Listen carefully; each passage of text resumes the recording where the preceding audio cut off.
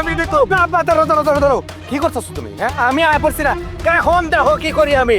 এই চাচা, বাপের একা পাইয়া ঝগড়া করতেছ না? আব্বা তুমি খালি একবার কও, এই চাচারে আমি এমন শিক্ষা দিব আর জীবনে ঝগড়া করতে পারবা না। এই তোর সাহস তো কম না রে। হ্যাঁ তুই আমার সামনে খারোয়া তুই আমার বাপের লগে মাস্তানি করস। এই তোর সাহস থাকলে তুই আমার লগে লাগ আয়। এই তোর লগে কি লাগমু রে? হ্যাঁ এই তোর তো নাকে টিপ দিলে দুধ পড়বো। বাচ্চা বলাপান আমার শান্ত শিষ্ট বাপের রাগাই দিছে। হ্যাঁ? এই টাকলা, তুমি আমার বাপের রাগাইছো কে?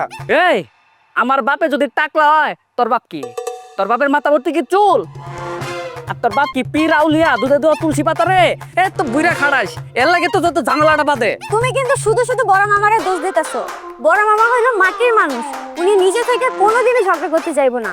ইস তুই যেমনে বলতেছস যেন বড় মামা ভাজা মাছটা উল্টাই খেতে পারে না। দেখলেই তো মনে হয় মিঙ্গা সন্তান। এ বাবু, বড় মামারে নিয়ে আর একটাও কথা বলবি না। যদি বলিস তোর চুল টেনে ছিড়বো, আর তুই আমার বড় বোন এটাও ভুলে যাবো।